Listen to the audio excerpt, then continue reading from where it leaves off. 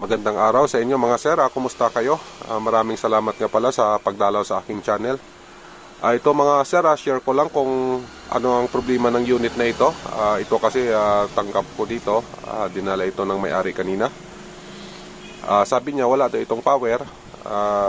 Ayan, yung pinapagawa sa atin. At saka dito nga pala may napansin ako dito, ito. Sa tingin ko parang power switch yata ito. Di pa natin ito alam. Malalaman natin mamaya pag nabuksan. Pero duda ko lang, parang ito yata yung pinaka main switch nito. Kasi yung kabila nito, ayan o. Ito, parang hindi na ito normal. Ayan o. Ito mga sir, plug in natin muna bago buksan. Tingnan natin kung ano ang kinalabasan. Ayan, naka-plug in na. Dito. Ayan o, wala dito. Dito tayo. Ayan mga sir, ayan, nag-switch on na natin ito. Pero dito, walang ilaw na lumalabas. Yung kanyang power indicator, walang lumalabas. Ayan mga sir, alamin natin kung anong problema nito. Ito na mga sir, yung kanyang pinaka driving board. Ayan, ito, hindi na ito kanya na board. Pinalitan na ng universal na board kasi itong driving board na ginamit dito, universal board na ito, hindi na ito board ng Samsung. Tsaka ayan mga sir, yung kanyang tuner naka-extension na rin, ayan kasi sa ganito kasi pag nagpalit ng board, hindi naman kasi ito sukat doon sa dito sa loob nito. Kaya ang ginagawa nito para-paraan na lang kung paano ito ma-install. Kaya ito siguro para lang makalabas doon ito sa likuran, ito nilagyan na lang ito ng extension. Ganun na lang yung ginawa na paraan. Tsaka ayun mga sir, ayan bagong-bago pa itong board na ito. Tingnan nyo itsura nito. Ayan, maganda pa. Tsaka ayan mga sir, ayan. Dito tayo, balik tayo sa kanyang kasi ang problema nito yung kanyang power supply. Ito mga sir, may napansin lang kasi ako dito. Ito, yung kanyang main filter capacitor o electrolytic capacitor. Ang value nga pala nito ito. Nasa, ayan, 450 volts. Ayan 450 volts, 150 UF. Yan yung ginamit na capacitor. At saka ito mga sir, na rin. Ayan lumubo na yung pinakaitaas nito. Considered na natin na sira ito. At saka ito, nag-protect na rin yung kanyang fuse. Ayan putol na. Kasi umitim na ibig sabihin putol na ito. Ayan mga sir, ang gawin natin dito. Dito tayo mag-focus sa kanyang pinaka-primary. Ayan, itong portion na ito, yung kulay puti. Ayan, hanggang dito. Kasi dito, secondary na ito. Dito lang tayo sa kanyang primary section. Bali, ang gawin ko dito, mag-check tayo dito sa kanyang easy line, papunta dito sa kanyang electrolytic capacitor, ganon din dito sa kanyang regulator. Ayan, tsaka dito sa kanyang drive na ito na ayan dalawang klase kasi ang drive nito. Ito siguro mga ang parts number nito nasa 2655 kasi yung iba gumagamit din ng 307. Medyo malaki-laki dito yon. Ito maliit ito, karamihan dito sa ganito kaliit, 2655 yung ginagamit. Ayan mga sir, alamin ko muna kung ano pa yung mga ibang sira dito bukod sa nakita natin na ito nga at saka yung kanyang fuse.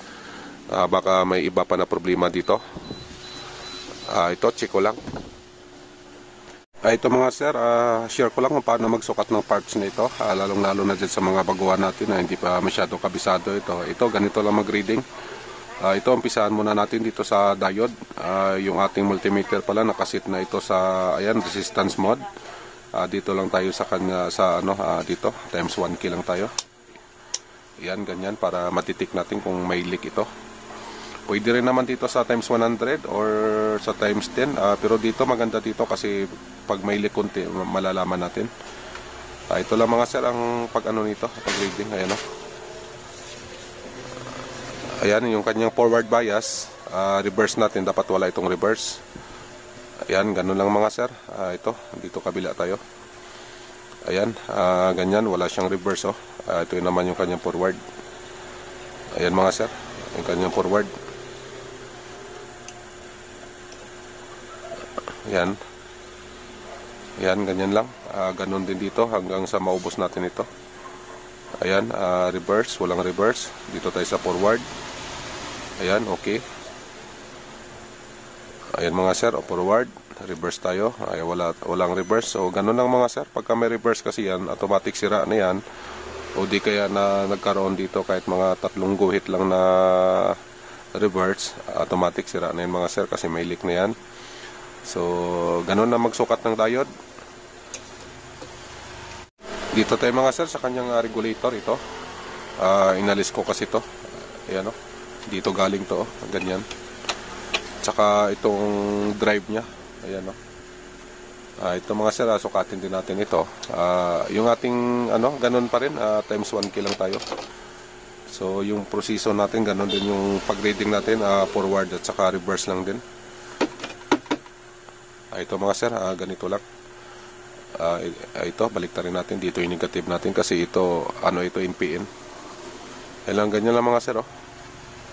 Ayan, kanyang forward. Ayan, forward. Pag nag-reverse tayo, ganito lang gawin natin. Ikot natin to. Yan, ganyan. Ayan mga sir. May forward at saka reverse siya. Ibig sabihin, sira na ito. Ito naman yung kanyang drive. Dito ito galing. Ayan. Partner kasi ito ng regulator. Ito, magkakasama yun sila. Partner. Ito yung pinaka-drive ng regulator. Ito ang value nito, nasa 2655. Ang iba nito medyo malaki-laki, yung 327. Ayun, pwede din naman yun, pwede rin ito. Mostly ginagamit kasi silang dalawa. Ito mga sir, ganun din ang proseso natin. Yung multimeter natin, ganun pa rin. Forward at saka reverse bias din tayo. Ito. Ayan mga sir, walang reverse. Ayan, wala din. Dito tayo sa forward. Ayan mga sir, may forward naman. Yan o. Yan, okay yan. Pag may forward. Pag reverse natin, dapat wala ng reading. Ganun lang. Yan o. Tsaka ito kasi ang base, collector, emitter. So, dapat yung base at saka collector, emitter, wala ding reading ito. Ito. Yan, ganyan. Pag ni-reverse natin yan, wala ding reading.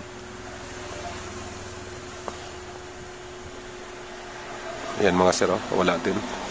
So ito okay ito, ibabalik natin ito.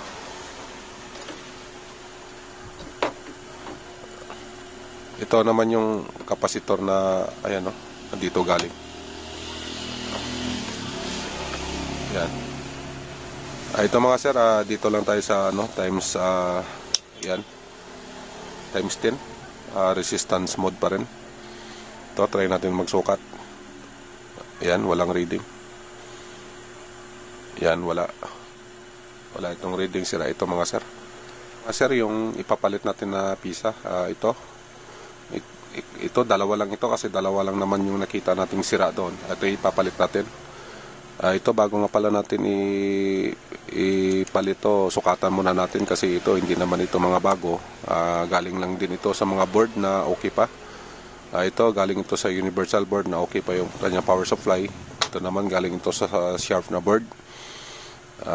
Yan, okay pa naman ito. Ito i-reading natin para sigurado tayo. Unahin muna natin itong kapasitor. Dito lang tayo mga sir sa times 100. Yan, yung ating multimeter. Resistance mode pa rin tayo. Dito lang tayo kasi para mataas yung kanyang palo. Malaman nyo rin. Pwede rin naman dito, pero dito lang tayo kasi mataas to. Pag times 10 kasi medyo konti lang yung palo niya. Ganito lang mga sir ang magsukat ng kapasitor. Ayan o. Yan, buwabalik siya. Yan, dapat ganyan ang palo niyan. Pag hindi kasi bumalik yan, sira na yan. O kung halimbawa na bumalik man siya na hindi siya makaabot dun sa pinaka-zero niya, sira din yan. So dapat ganun ang normal niya na reading yan. Ganun. Yan lang yung tandaan niyo mga sir. Yan o, dapat ganyan ang reading. Ito nga pala ang value nito, nasa ayan, 220 UF, 400 volts. Ito, kunin ko yung sira. Ito yung kanya, 450 volts ito, na ang UF nito nasa 150 UF. Ito, sukatan natin para maikumpara nyo. Ayan mga sir, oh, walang reading ito. Yan, wala. Yan, at saka ayan, umaalog pa. Ito naman mga sir, yung kanyang regulator na ipapalit natin. Ayan, oh. Ito, reading natin ito. Ito kasi ano ito, NPN. Yung ating multimeter, lagay lang natin dito sa times 1 key. Yan, ganyan. Tapos yung palo nito, forward lang. Dapat wala itong reverse. Yan, ganyan mga sir, oh. Yan, ganyan. Dapat ganyan ang reading nito. Pag inikot natin itong pisa na ito, ganyan, reverse. Dapat wala na itong palo. Yan, oh. Ayan mga sir, ganun ang reading nito. Dapat ang reading niya lang, ganyan lang. Yan. Yan. At saka itong dalawa na ito, yung kanyang collector tsaka emitter, dapat wala itong palo. Ayan, oh.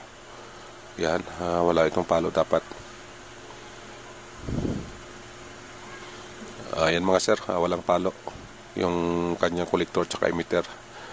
Ayan, ibig sabihin itong parts nito okay ito, ay kakabit natin ito. So ganun na mga sir ang proseso sa ano, pagsukat ng mga parts. Ayan, dapat may mga ito, may mga multimeter kayo. Ito, mumurahin lang naman ito, pero okay na ito.